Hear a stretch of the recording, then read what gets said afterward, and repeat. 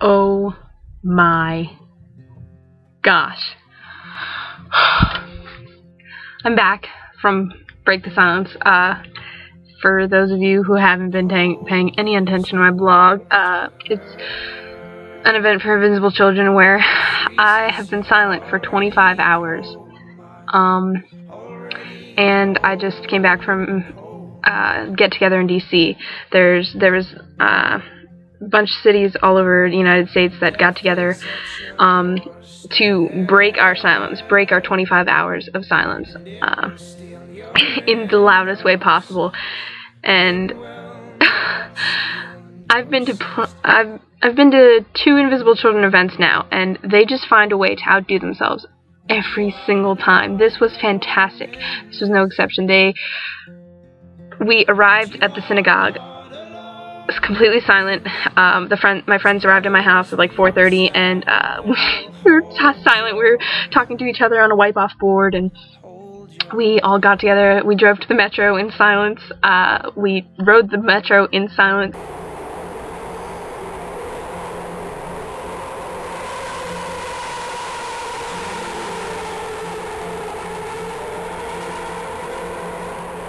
There was a point in which we had to ask for directions, but it was in mostly silence, so, I mean, gotta give us a little bit of credit. But we arrived at the synagogue. There was a line of people already there, all completely silent, and then there was this crazy crossdresser across the street that was, you know, entertaining us for a while.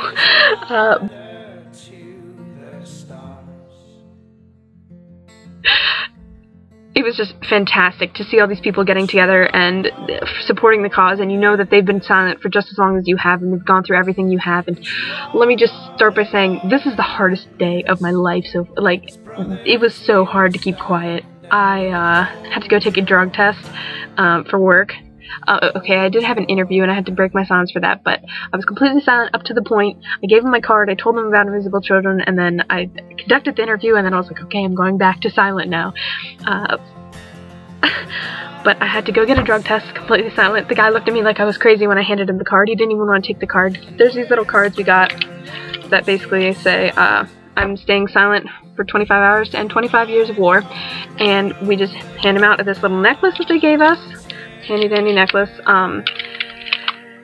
if anyone asked. So I had to do that in complete silence, and the guy looked at me like I was crazy. He asked me to, good luck, he said, good luck with your saga. I was like, okay.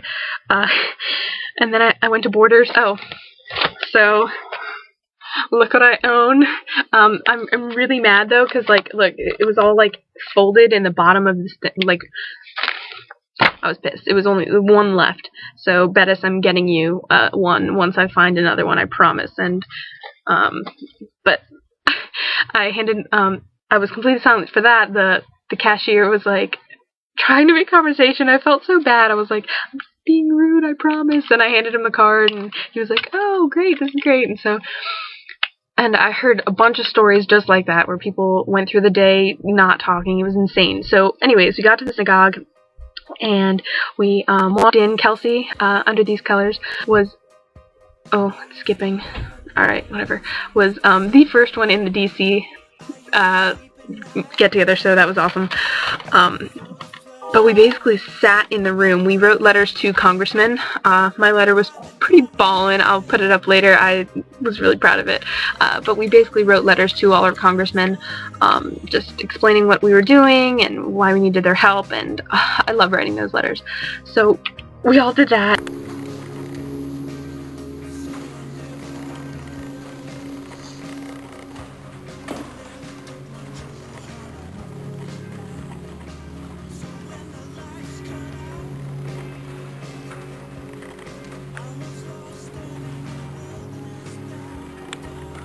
It was 25 minutes before we were supposed to break the silence. There was a countdown, and it was the most ominous thing.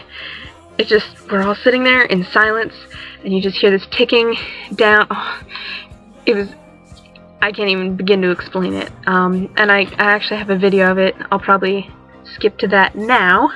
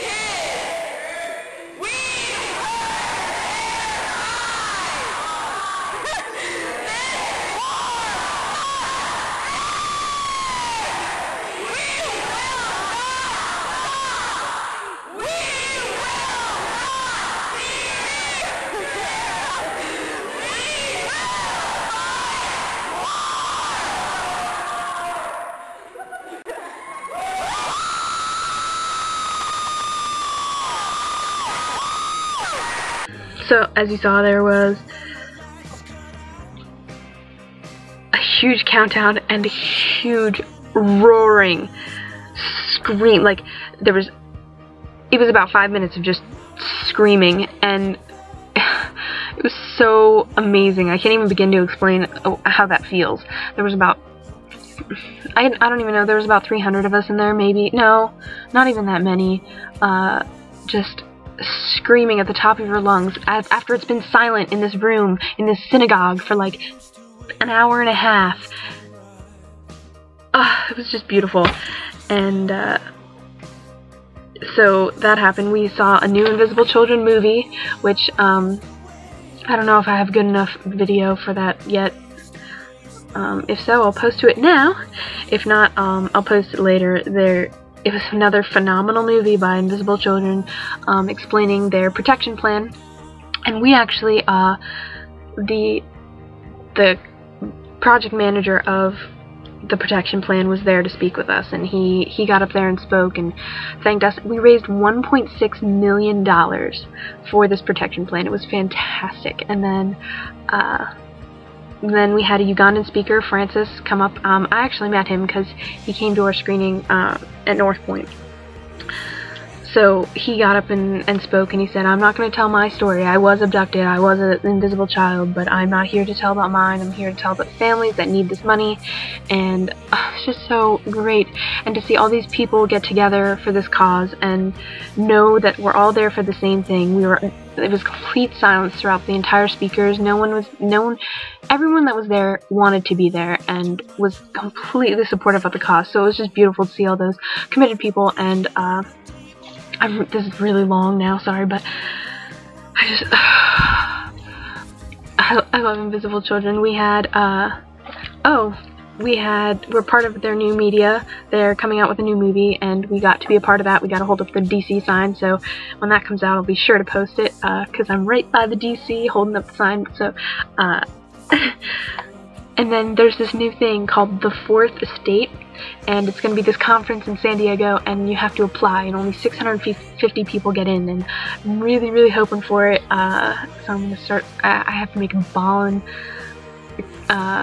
application, but it sounds amazing, and if I could apply to be a roadie, I would. If you guys are still watching this, sorry it's so long, I would very highly recommend getting involved, and just for, things like this, it's so amazing just to see all these people coming together for this one cause, and you see the difference we really are making.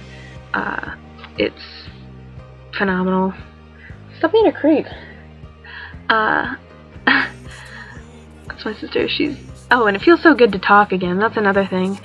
Today was a test of my frustration. It was probably one of the hardest things I've ever done, trying not to talk. You have so much to say, and you can't say it, and you can't verbalize. It's just insane how much we take for granted our voice, you know? And I think it was great that we took a stand not using our voice, because we had to sign this banner, and what I put was, I stayed silent because sometimes our voice isn't enough. Sometimes we need to take a stand and we need to make a statement, and this time around we were silencing ourselves. So yeah, I'm just rambling now. Thank you if you're still watching this. Like I said, please get involved. It's fantastic. You see the advances we're making. The protection plan's going up. There's going to be radio implemented in these remote areas. We're going to rescue children, and we're implementing rehabilitation centers for these kids who've been traumatized. It's life-changing. It is life-changing. I highly recommend getting involved. And if not, just check it out, and they have merch you can buy. There's bracelets and videos and everything. Any little bit counts. So thank you to those who have supported and donated. Katie and Bettis, you guys are awesome. I love you. And yeah, I'm such an... I was gonna make a big post about it. I can't even type right now. I can't even vlog. I'm just gonna vlog. Yeah. I hope you all had a wonderful day. I had a very silent day, very trying day, but it turned out... Oh, and we had a dance party at the end. I love Invisible Children. We just had a dance party. We were standing on the pews in the synagogue. It was fantastic.